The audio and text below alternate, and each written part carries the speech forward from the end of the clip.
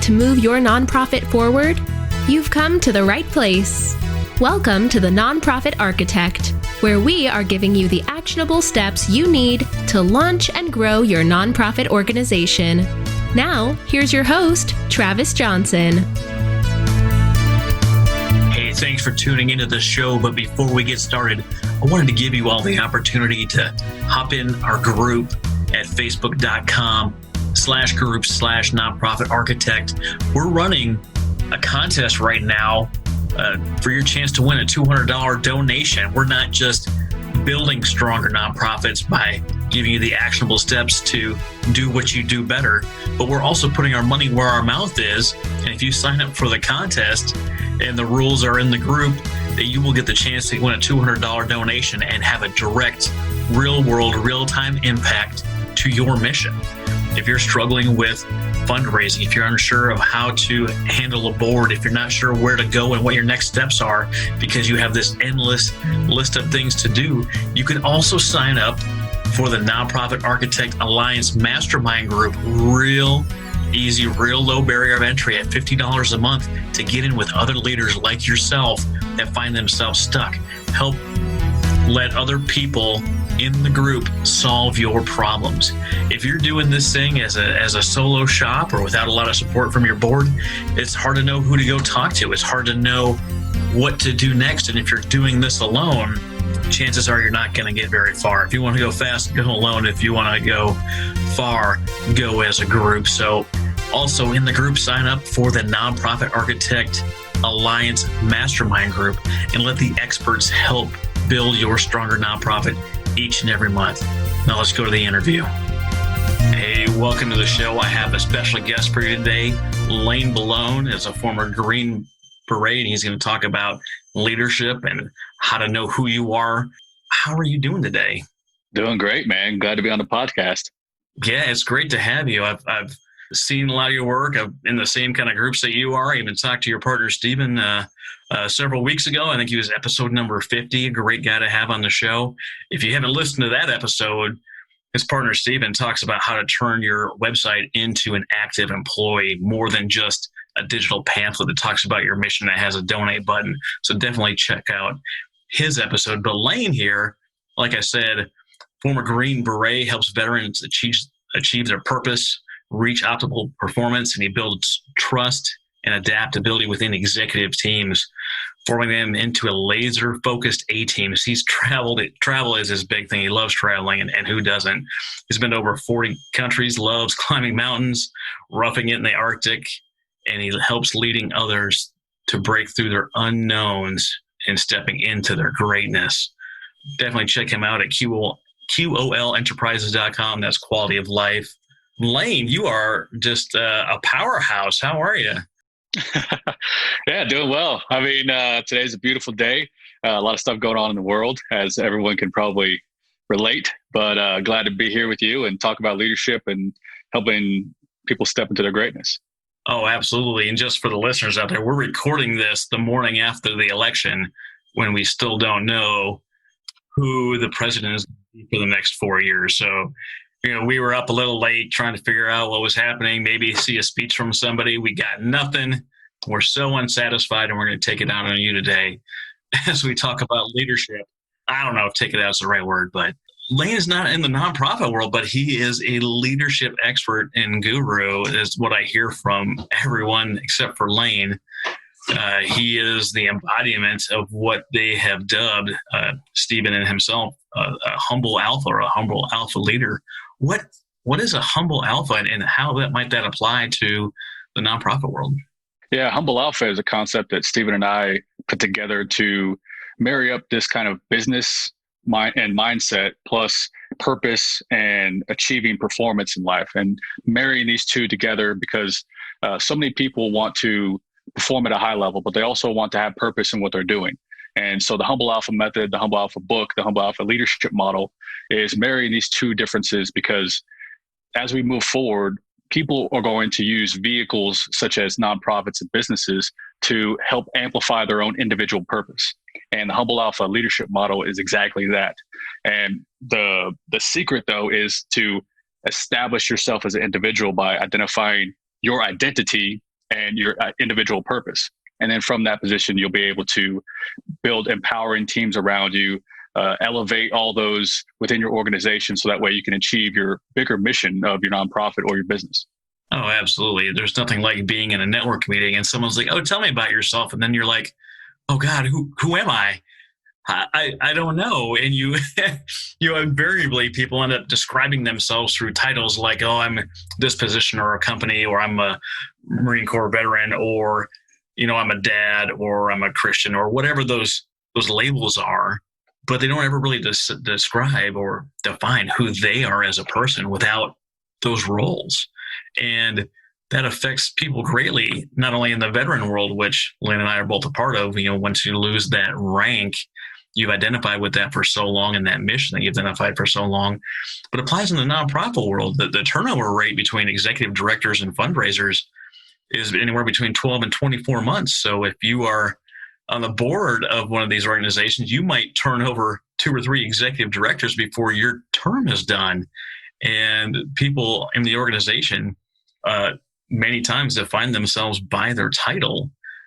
How do you reconcile this as a person that might switch jobs frequently or has lost something that they really define themselves by?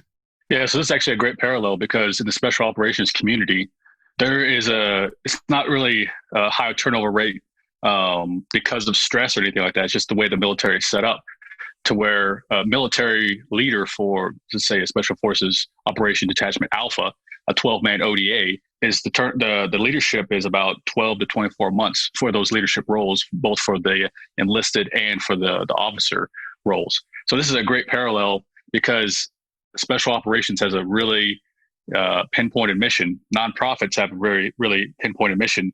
There's a lot of parallels. And so in my experience in being able to differentiate the leaders that really did well in those 12 or 24 months versus those that were stressed out, couldn't get a hold of themselves or the team, or be able to actually accomplish the mission that they were sent there to do, was a few things. And first thing is, before you get into that leadership position, you are already a leader within yourself, and you know exactly who you are, you know exactly what you stand for, because it was always those leaders that relied on the title of, yes, I'm a Special Forces Operation Detachment Alpha team sergeant or team leader. So they would rely on that as their authority, or their being able to dictate what the influence is for the team, versus those guys that were just already incredibly experienced. They had leadership style they had this humble alpha leadership style, to where they were very extremely competent and confident with their skill set, their experience. And everyone's like, damn, that guy just knows his shit.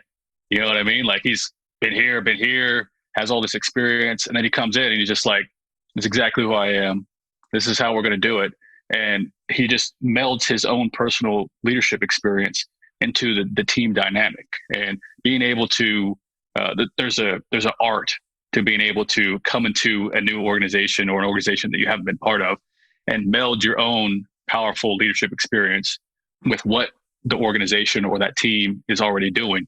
Because we all know those leaders that go in and just wreck shop and say, "Hey, this is how we're going to do it. This is how I've done it in the past," and they disenfranchise the rest of the team. But being able to meld that personal knowing, that leadership style that they have, and that experience into the team dynamic, being able to figure that out is really a key part to being successful, especially if it's potentially going to be a short stint of 12 to 24 months in that leadership position. Yeah, it's the same in the aviation world. Your CO comes in for a 2-year chunk. They do a year as executive officer, and then a year as the commanding officer, and they're gone. So they do get a little bit of lead up time, but really they're just seeing kind of the different roles that they haven't experienced in the past, and seeing some of the different things you need to pay attention to, and they go right on doing. And I know in the nonprofit world, a lot of people get put into these positions that weren't really chosen. They looked at the group of people and like, all right, you're running the fundraiser next year or next week. And they're like, what? I don't know how to do fundraiser. The big difference that I've seen, the thing that really kind of just like kills me coming from the military and the nonprofit world, is that in the military, you're trained to do everything. Anything and everything they want you to do, they send you to some kind of training, some kind of qualification process, some kind of required reading for you to be able to do the job. They don't let you do it until you are qualified to do it. And in the nonprofit world, it seems just to be delegated as a lack of other options. Like, hey, that guy left and there's only one other person here and I'm not doing it, so you got it. And I don't see too many organizations, and I deal with mostly startups. I don't see too many startups that have a dedicated training path. They don't have money set aside for training, conferences, continuing education, coaches, leadership development. They don't have money set aside for those things. And, you understand why, but that really leaves a huge vacuum and a huge void when someone comes in. You had maybe a terrible leader before, and you're coming in not knowing what's going on. You have a board that you may or may not know, and you've got to pick up all the pieces and run with it as soon as you can, and you have no idea what you're doing. But I like the number one, that you come in already knowing that you're a leader without the title. Yeah, that really begins with awareness, and it's aware of yourself first. You're aware of your own experience. You're aware of your flaws. You're aware of your skill sets, your strengths. And with this awareness, you can know where your best efforts are. And so that knowing within yourself is first and foremost. And once you figure that out, that's a huge piece of the puzzle, because then you can find complement skill sets, complement strengths for your own weaknesses. And if you look at yourself as part of a bigger picture as a team, then it's much easier for you to identify those key skill sets that you need and to be able to bring that out within each team member. So awareness of yourself is first, and then awareness of your team members is second, because knowing other people's strengths, knowing other people's weaknesses, knowing their human needs. We talk about this in our book in the empowerment stage. Being able to understand how people, the psychology of people's needs and what their behavior is trying to tell everyone around them, because everyone is expressing exactly who they are.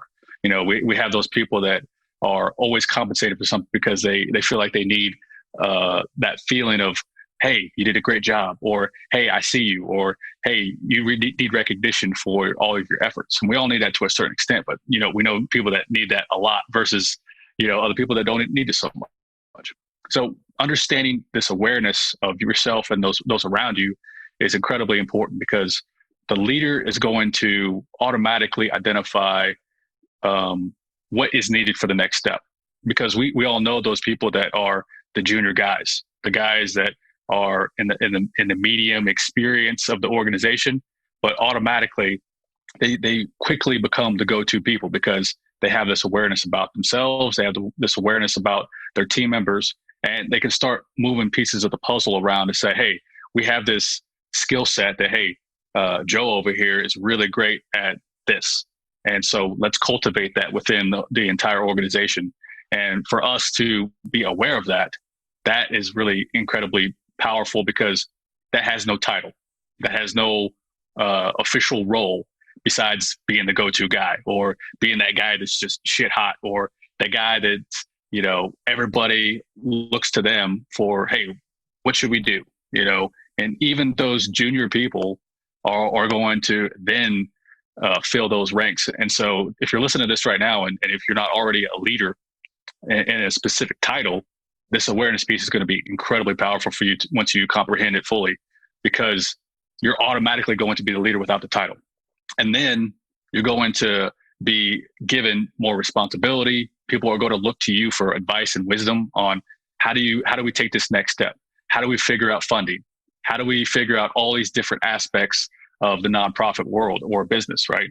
And to be able to be aware of that, you're going to be the go-to guy without a title. And then eventually you're going to have that title. And then you're going to be able to use that title to amplify it even more with that awareness, with that ability to bring out the best in everyone around them.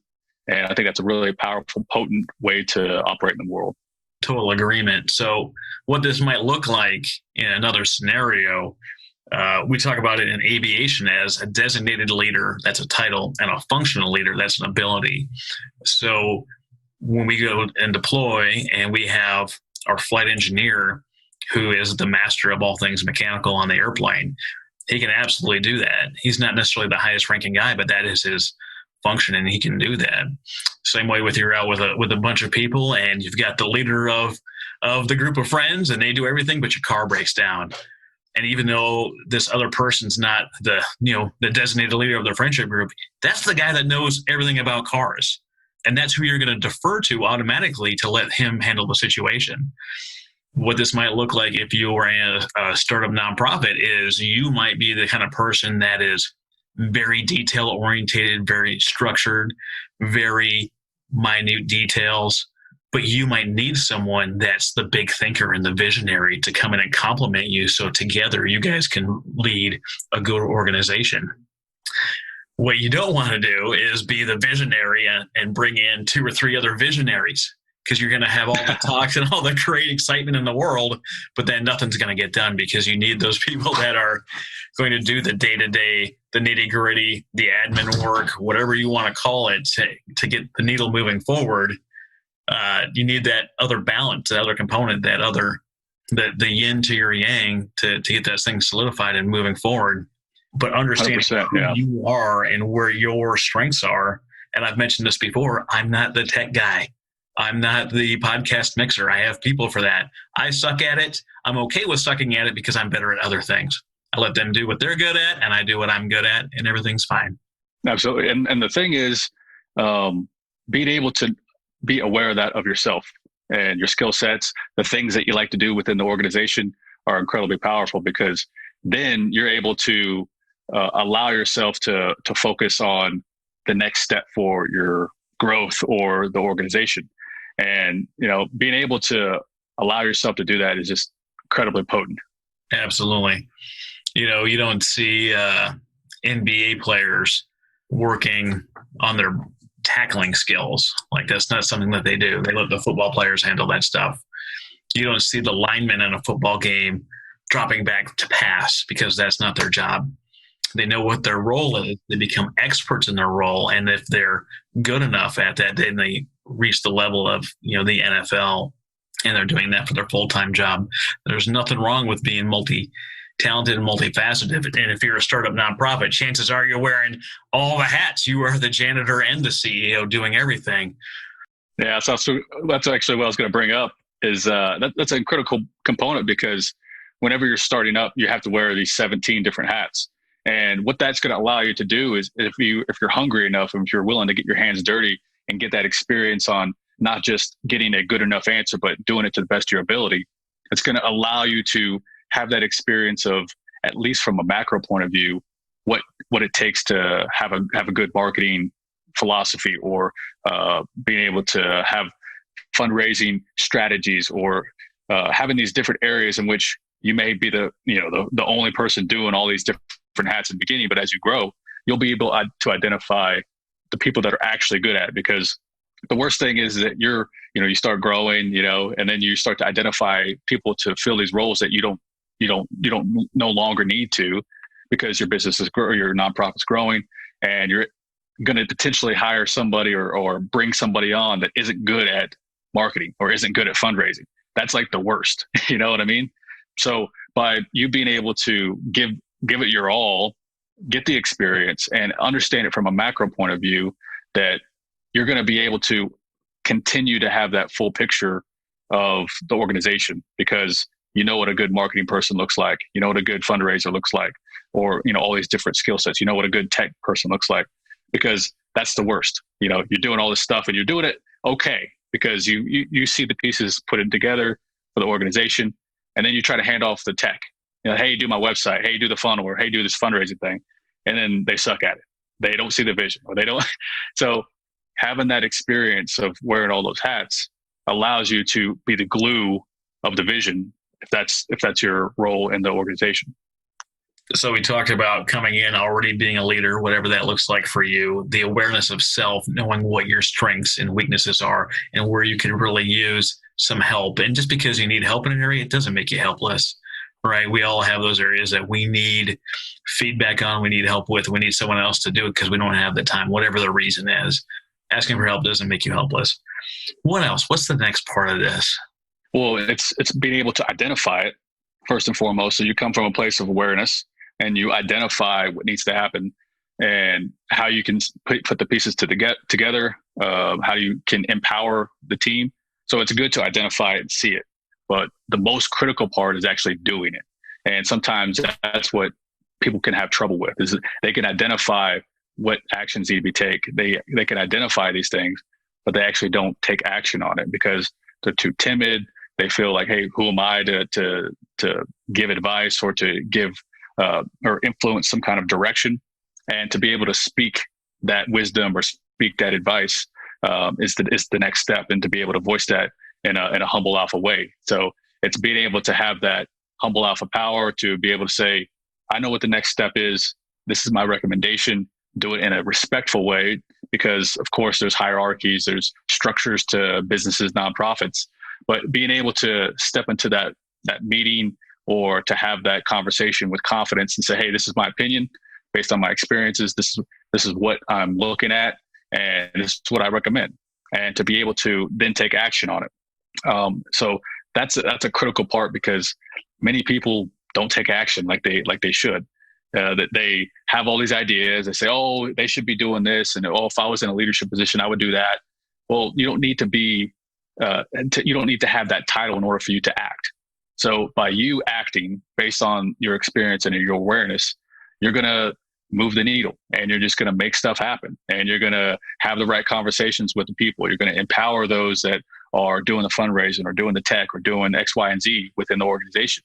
So taking action based on that knowingness and that experience and that awareness that you have within yourself and those that are around you, you're going to just continue to move the needle and everywhere you go. And you're going to be this integral part of the organization, to where like I don't know exactly what this guy does. He's technically like a middle guy, or he's kind of new, but he's just making stuff happen.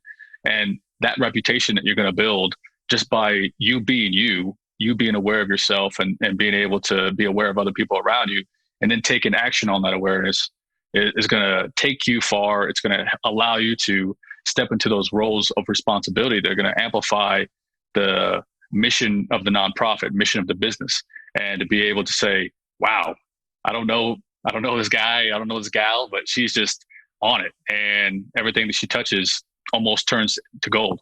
I know there's people listening to this that volunteer and do different things. Like, you don't have to have any special skills to be involved in business or nonprofit at the beginning. You don't.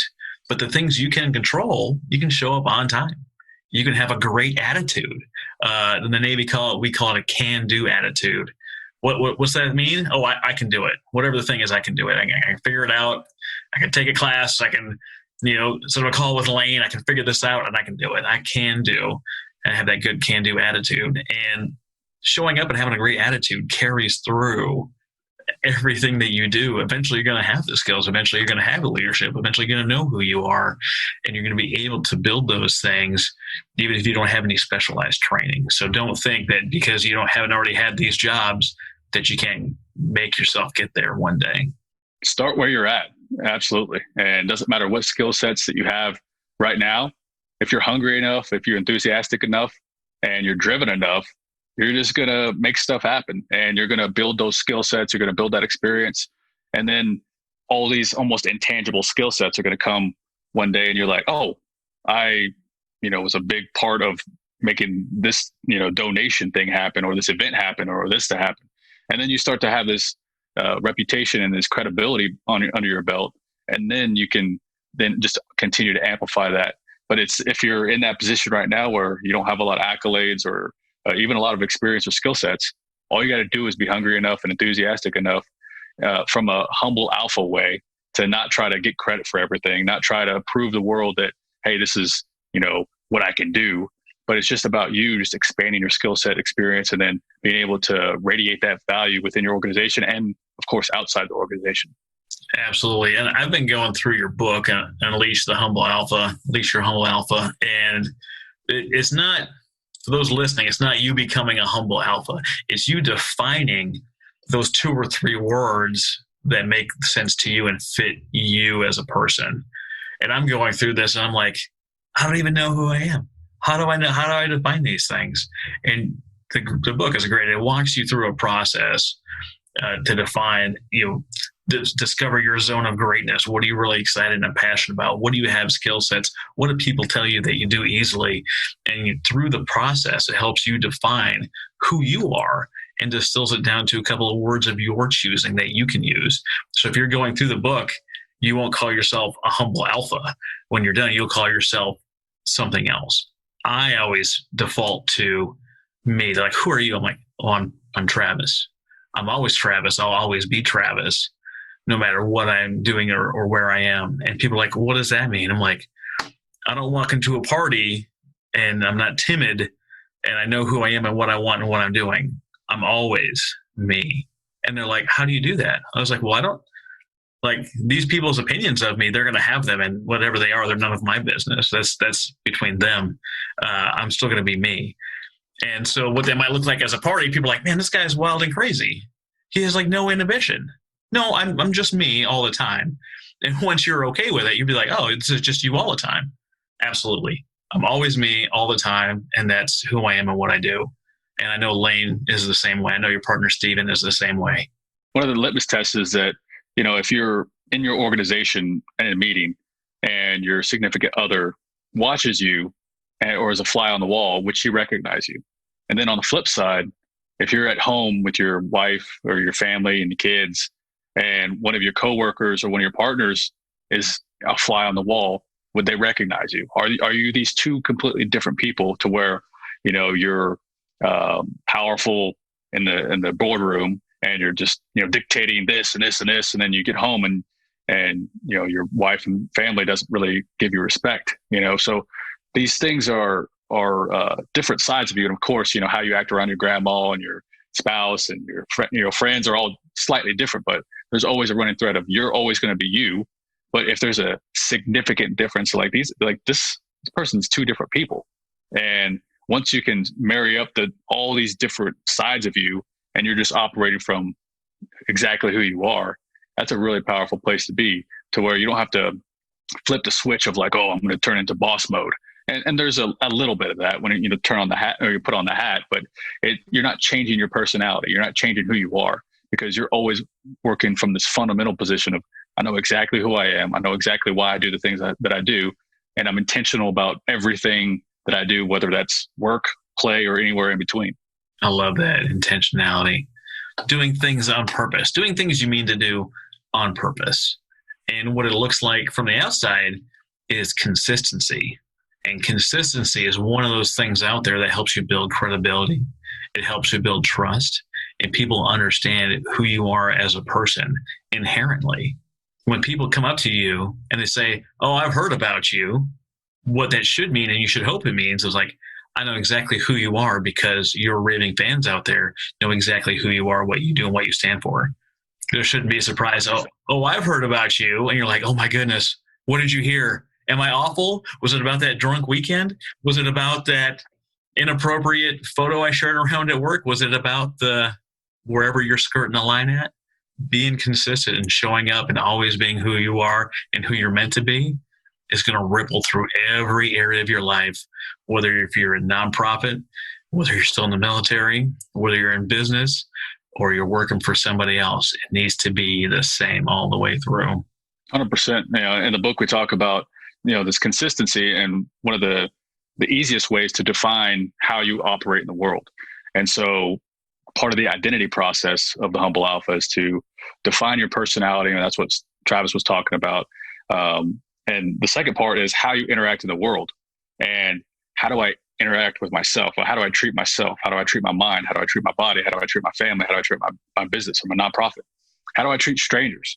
And so once you define how you interact in the world, and the more conciseness and clarity that you can come up with, that makes living in the world that much easier, because it's almost binary. Because if I treat all strangers with respect, no matter who they are, and I can walk in the world, and if I meet a stranger, well, if I treat them with respect, well, that's exactly how I want to act in the world. But if I don't, then that's incongruent with who I am. And so it becomes very binary in the beginning stages. And then it becomes a very intuitive thing to where that just becomes a part of you, because who we are is imprinted by every single experience that we've had in life. And by us defining the vision of how we're going to interact in the world, how we're going to operate, and what we see as ourselves in the future and what we are becoming, that leaves an imprint every single second. So every time we treat people with respect, if we treat ourselves with respect, treat our team members with respect, we're able to then imprint a new default within ourselves. And then it's just like the whole learning how to drive thing. Age 16, you don't know how to drive, but you go through those monotonous steps every single day. Well, every single day is an imprint on your behavior as you walk through life. And so as you're more intentional about who you are and how you interact in the world, it makes it that much easier for you to step into your greatness, step into that leader that you know you can become in order for you to accomplish your mission of, growth in your nonprofit or reaching a certain milestone within your nonprofit, to be able to say, because I did this, because I understood who I was, and I was able to empower every single person with respect on my team and bring out the best in them and create space and allow them to step into their greatness. Boom. You're that person that makes everything turn into gold because you are who you are. This consistency we're talking about at work, we're talking about at home, and I know people that fit the bill, but then I go to lunch with them and they're driving, and so all of a sudden they're a totally different person behind the wheel. You know these people who get in there, they're all soft and sweet, and they get in the car, I'm like, it's red, come on, go. It's green, what are you doing? You're crazy. How can you be going that fast? I think George Carlin said, anyone that goes faster than you is a maniac. Anyone who drives slower than you is a moron. Obviously, they know you're based on who you are. But that stuff applies. It applies to all the stuff you do. It applies in emails with someone you're not getting along with, or that you provide services and they haven't paid you yet. It applies to when someone books a call with you and then turns out they don't show up for whatever reason. I've had that happen to me many times. And you can say, I can't believe how much they disrespected my time. Or you can say something like, man, I hope they're all right, because I know this person isn't that kind of person. And no one ever really does this intentionally. So I hope everything's okay in the world. When someone cuts you off in traffic, I'm like, man, I hope they're not rushing towards some kind of catastrophe in their world. And I can just slow down for a couple of seconds. I'm going to be where I'm going to go just fine. All that stuff applies.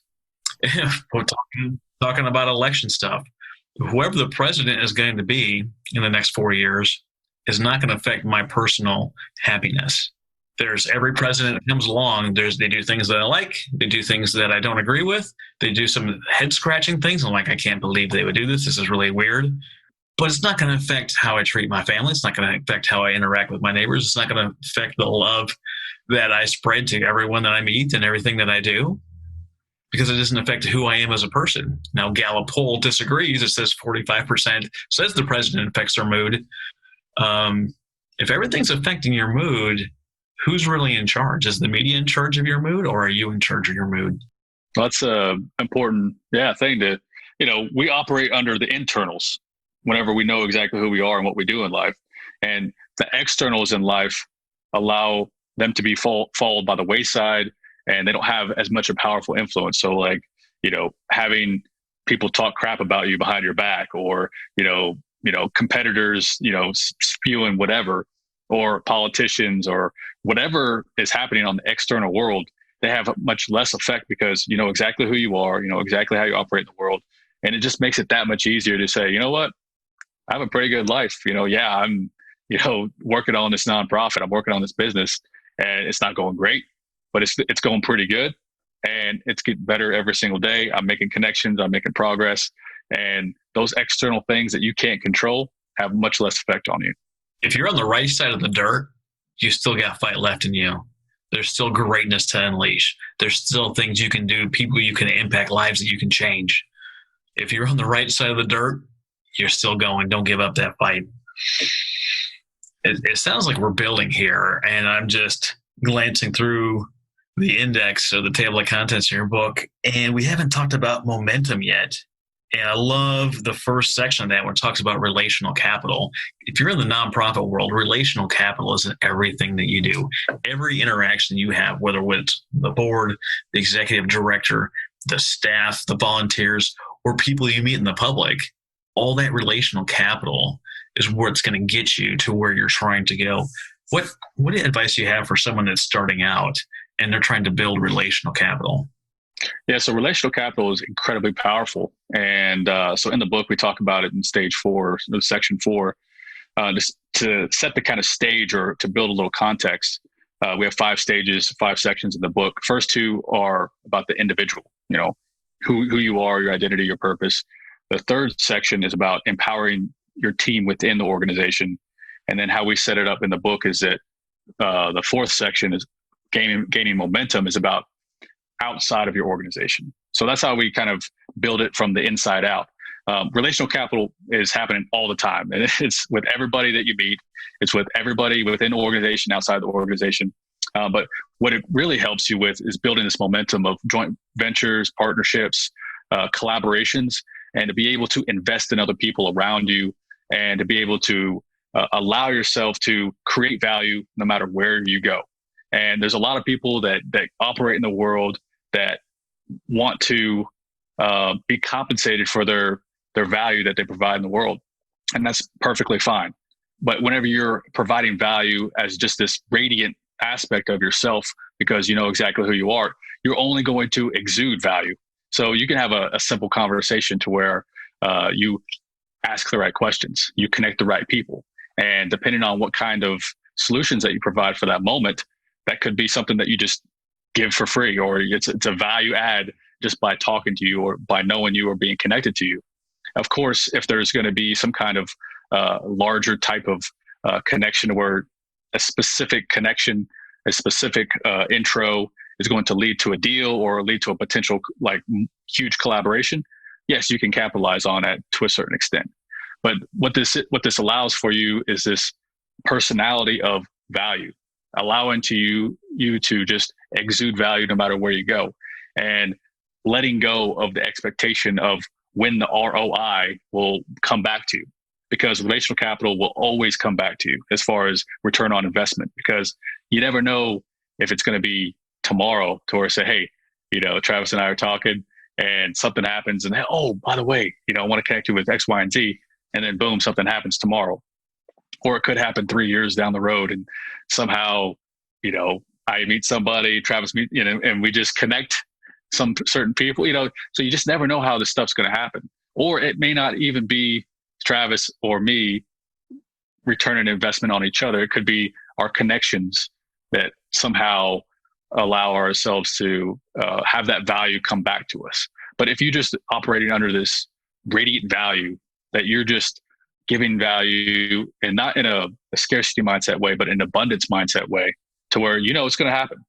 Something good is going to become of this value share, this me investing in other people with my time, attention, and focus, and sometimes resources.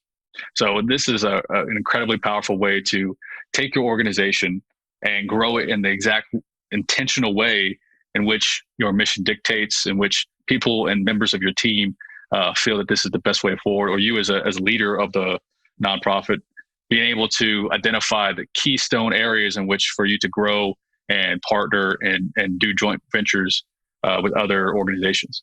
I really wanted to talk on this because everything you said is true, but a lot of people in the nonprofit world are obsessed with competition with other nonprofits when they feel like they're competing for dollars. And I don't think it's the competition, really. I think it's more like you said, it's more of the infinite game, not the finite game. It's about giving. I did an interview yesterday on Men of Abundance podcast with Wally Carmichael, and he said, giving is the highest level of happiness. And I agree with him 100%. And that's just not giving to an organization, that's giving of yourself.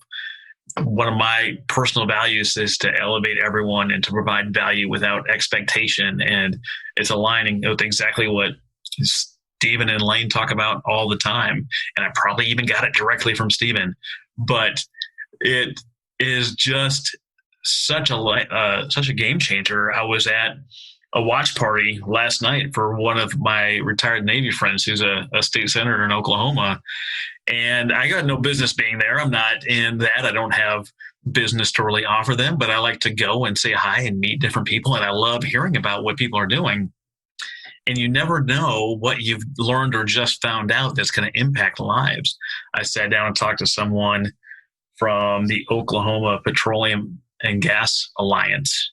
And I'm like, wow, how's anything that I know have anything to do with what he does?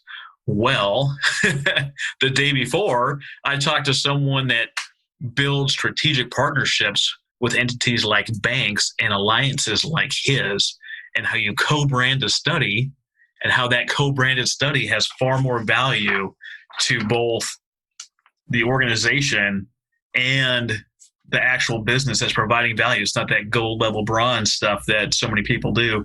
And we cover this in my interview with Bruce Rosenthal that you can check out on the podcast. But he was blown away. He had no idea there was other ways to partner and other benefits he could actually get as a nonprofit, as an alliance with something like a bank, and how could their visions align?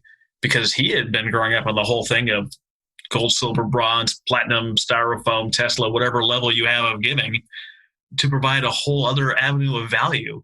So even though I had no business being there, I could sprinkle a little something into his life, and I saw him light up. He was one of those grumpy guys with the arms folded, and he lit up last night. And he was like, I had never heard anything like that. That is really cool. Here's my information. Let me know when that comes out. And just from sharing with him some of the good things that could impact him, his mood changed. He was elevated. He was happy to have met me. And I didn't do anything that hurt me. I didn't give away the farm for free. All I did was provide value without expectation. And now I have a new partner in crime, if you will, going forward. And, a new alliance, a new partnership with someone that I just met, because I didn't ask for anything. I just provided value. Well, I think the key here is that, what Wally was saying and what we're talking about here about giving is one of the highest or one of the best feelings that you can have in the world.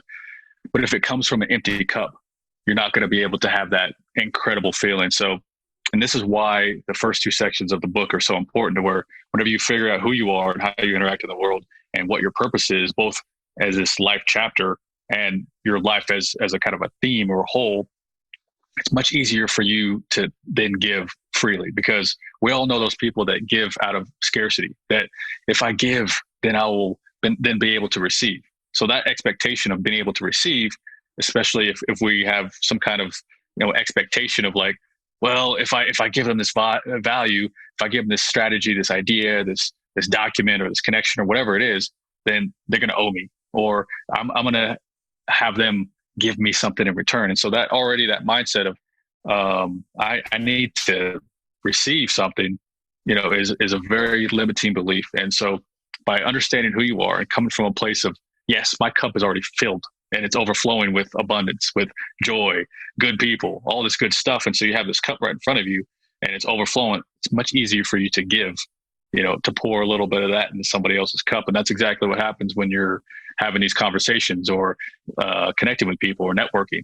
And that is such a critical component, because I see it everywhere. We both know a lot of people that are giving from an empty cup or a half full cup, because they have that expectation of like, well, and we even see this sometimes where a group of 4 people with empty cups and they want to give to each other.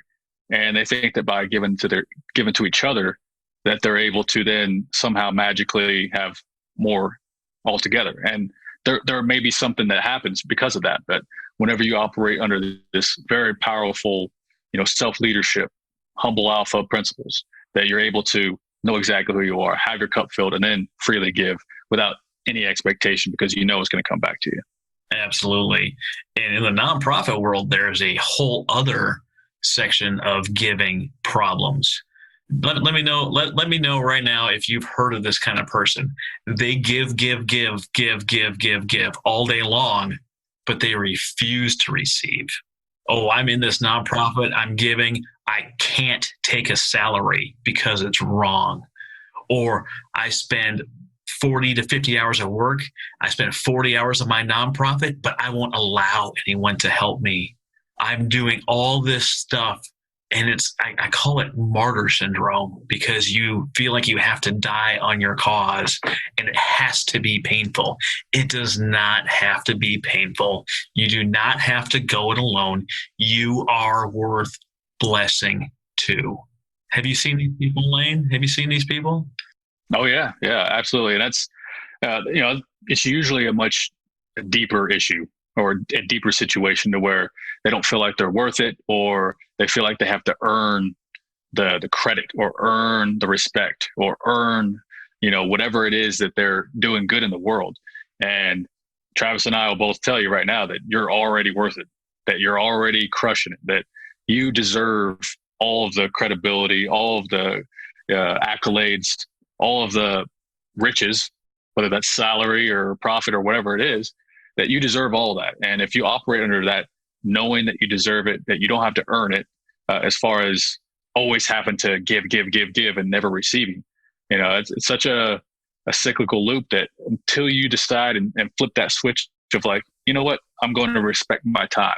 I'm going to respect my energy and attention to, yes, I will take a salary. Yes, I might not, there might be, $3,000 or $4,000 or $2,000 or whatever it is that you decide to pay yourself less in the organization. But that energy that I bring, that motivation, that enthusiasm is going to 10x or 15x or 5x or whatever it is. And you're going to be that much more effective. You're going to connect the dots. You're going to be able to elevate all those around you if you have more people within your organization. And the cascading effect is going to be just so powerful by that just one simple switch. You deserve it. And if you continue to stiff arm those things, how long will it be before you close up shop? Before you're so worn down that you can't provide services anymore? Not that you don't want to, but that you can't because you haven't taken the time to refill your cup. We've talked about almost all the steps that you talk about. We haven't identified them all, right? We've talked about activating, knowing who you are. We've talked about unleashing, knowing what you do in the world makes you feel alive, empowering, right? Creating space and elevating everyone to allow them to step into their greatness. We've talked about momentum now and lighting the fire between others and relational capital. And we just alluded to having the empty cup. But how do you refill it? I know you like to travel, and this quality of life is your last major section here. What's that all about? What's quality of life? Yeah, so quality of life reverts back to intentionality. And so the definition of quality of life for us is enjoying every single present moment, no matter where you find yourself. And so every present moment of your business, of your relationships with your family, your friends, going out and traveling, if that's what you like, or doing hobbies, every single moment you are fully enjoying it because you intentionally set up your life. And having that quality of life is that, yes, I have my business that I love, or my nonprofit, and I love doing X, Y, and Z in it. And I love having good relationships with friends and family, and I love traveling. Whatever that thing is that you're engineering your life to have this incredible feeling of quality of life, no matter if it's 9 a.m., 3 p.m., 7, whatever time it is in the day that you've engineered this life. And so we put it in the end of the book because, some people can just get confused. Like, okay, I'm just going to go travel and, just do all the fun stuff without doing the actual work of figuring out who you are, and asking yourself those tough questions. There's an incredible book called A More Beautiful Question that I really love because it allows us to ask ourselves better questions. And whenever we ask ourselves better questions, we get better answers. Just like the internet, there's literally every single answer that you can find in the world is on the internet, almost, right? But the power is, what question do I have? All this information, all this knowledge out there, what question do I have for my personal life, my personal journey, my business, my nonprofit? What's the question? Because the answers are already out there. The information's already out there. But what question do I ask myself? And so that's why asking these really powerful questions of what the hell do I really like to do? What business or what nonprofit, what mission, what vision do I have? And then really digging in deep and answering those truthfully. Something that we have lightly touched on, I don't think we actually touched it, is the HIT principles that we have: honesty, integrity, and transparency. Honesty with yourself, being able to say, this is exactly what I like. This is what I don't like. This is how I operate in the world. This is, and being honest with yourself, and it comes from within. And then you're able to express that honesty via transparency and say, hey, this is who I am, and verbally communicating that, or expressing that with our behaviors and our actions with everyone around us. And of course, the byproduct is the integrity, in which you can't buy. It's your reputation. And being able to say, this is how I've set my life up. This is the vision that I have for myself. This all goes back to intentionality. And how intentional am I with my time?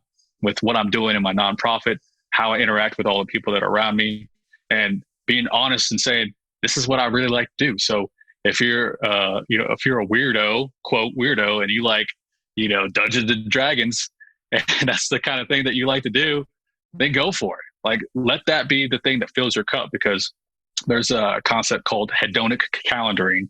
And it's basically you scheduling in your calendar quality of life and recharge time.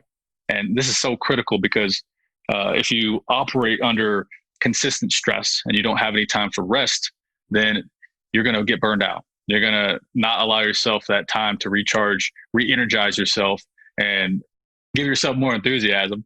And that is such a critical component. And hedonic calendaring is basically this, that every single day you have some kind of recharge or quality of life moment, and you schedule it, especially if you're one of those people that need a schedule. And it's so critical that you take that 30 minutes in the morning to meditate, or that 30 minutes after lunch to go for a walk, or to play video games, or to have a conversation with somebody that you enjoy. Every single day you have these quality of life and recharge activities. Every week you have a couple hour block or a whole day on the weekend.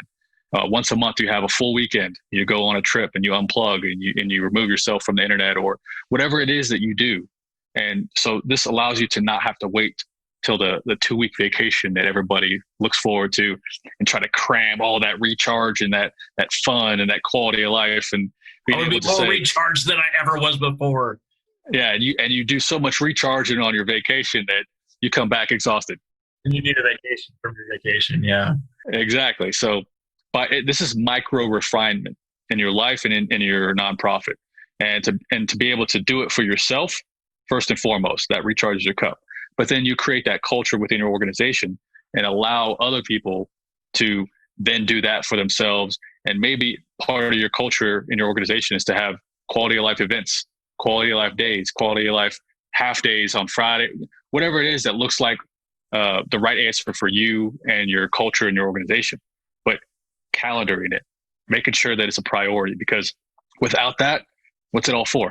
You can make the greatest impact in the world to thousands of people, hundreds of people in your community around the world and around your nation. But if you're miserable, what's it all for? Yeah, absolutely. You're not banking this up for 11 potential years when you say you're going to retire, and then you don't really retire anyway, and then before you know it, it's over and there's nothing you can do. You're listening to this and you're like, but Lane, I don't got no 30-minute time block today. I got to go to bed at a certain time. I got to wake up at a certain time. Look, those things happen, okay? And if that's where you are, there's nothing wrong with that. But what you can do is when you show up to work and you look at the clock and you're 15 minutes early, take that 15 minutes in your car, put on an audiobook, put on some music, get the Headspace app. I know that's a meditation app. I use a different one, whatever. Take a few minutes for you. When you're running to the grocery store and you're doing errands, sit in your car. Make that your oasis away from everyone else. Block out the noise, block out the time of day. If you're a single mom and you're running around crazy all the time, you get to the grocery store, no one's clocking you at the grocery store. Look, guys don't even know how long it's supposed to take. We have no idea. Neither do your kids. So go in there, take your time, go down every aisle, find someone chat them up for a good 15 minutes. It's not going to hurt anything. It's not going to hurt anybody. Find those little micro oases throughout your day if you don't yet have a 30-minute block to set aside like Lane suggests. Figure out how you want to design your life and what you want each day to look like, and then figure out how to get there. I'm still active duty Navy, right? I haven't retired yet. I'm doing the podcast on the side as a passion, and I view it as my mission to help the helpers. I'm working on monetizing this so when I retire from the Navy, I don't have to go work at some job I'm not interested in. If I can dedicate my full-time or whatever I deem full-time looks like based on my bills that are all paid off, based on my income, thank you, retirement from the military, and based on what I earn here as a laptop empire, I don't have to be in my house in Oklahoma City. I can wake up, I can spend time with the kids, I can go to the gym or work out with my wife or go on a walk. and then I can take a 10 a.m. appointment because I don't need that special income and my quality of life comes first. Then I maybe have a call with Lane and 3 other calls today, and I'm going to record another podcast later. And then after that, I've got dinner with my friend scheduled, and I have a nice evening of reading if that's something that you want to do. If you want to fish every day, figure out what you want your day to look like and how it needs to be structured to create that time to go fishing or whatever your thing is. It's up to you. It's up to you to design. It's up for you to decide. And it's up for you to contact Lane if you have any questions. Lane, where can people get a hold of you? Yeah, you could check Stephen and I out at QOLenterprises.com. And just to tie it back again, like the very first section of the book is we are what we decide. So until you decide that I want to live a intentional life, or I want to live life on my own terms, or I want to design my life how I choose and how we choose together. Until you decide, nothing's going to happen. Nothing's going to be handed to you on a silver platter. That it's the decision that gives you the power. All the things that happen after that, you get luck and coincidence, great connections, great people in your life are going to come to you. But until you decide, it's not going to happen. And that power of deciding is one of the greatest gifts that we can do for ourselves. But yeah, QL Enterprises, you can find me on Facebook. Just search my name, Lane Belone. And then I do a lot of stuff on Instagram at Increase Freedom. Absolutely. Reach out to Lane, reach out to myself. And if you're interested again about the Nonprofit Architect Alliance Mastermind Group, drop me a line. We'll have the links in the show notes. You'll be able to one click, get into the group and start experiencing the things that Lane and I do each and every day for our groups. Thanks again, Lane. It's been great. Thanks for having me.